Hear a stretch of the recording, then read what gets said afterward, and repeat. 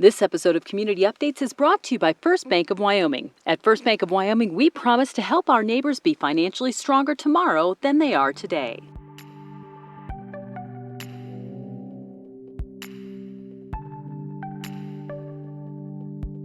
As people begin moving around after being isolated and in some cases quarantined for the last 2 months, the announcement that Yellowstone was opening its gates, even partially, was met with joy and anticipation.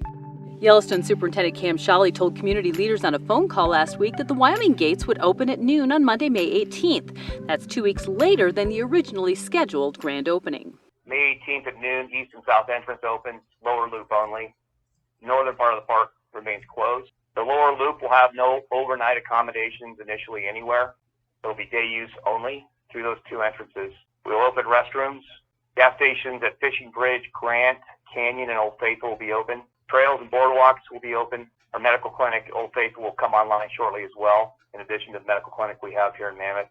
No large commercial tour buses will enter the park. This is just the first phase of reopening. Shawley told callers that they don't know when they'll begin to allow tour buses into the park or when campgrounds, hotels, and restaurants will be open. Those facilities will open when safe over a period of time, but we will largely stay in that phase 1-2 well into June.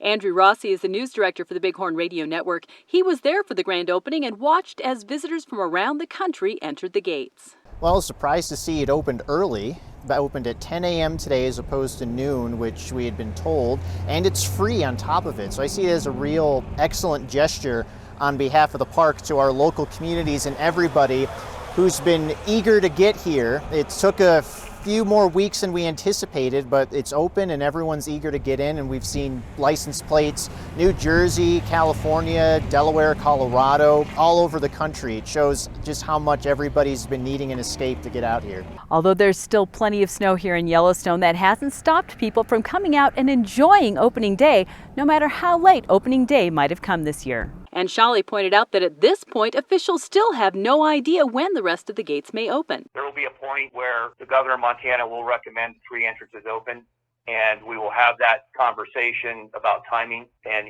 I'll defer to him and his team to articulate when that might be. But once he does recommend and we open the 3 Montana gates, the park will stay in this limited opening that I've described here. But despite the limitations, as long as there are bison to view and vistas to take in, Yellowstone is still here for the people.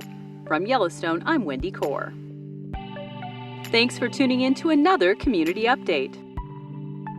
First Bank of Wyoming is proud to be your community bank. To find out how First Bank of Wyoming can help you or your business, please visit their website at www.gofirstbank.com. If your business would be interested in sponsoring these community updates, please contact me at 307-899-2799 or email me, wendy@wanderwyoming.com.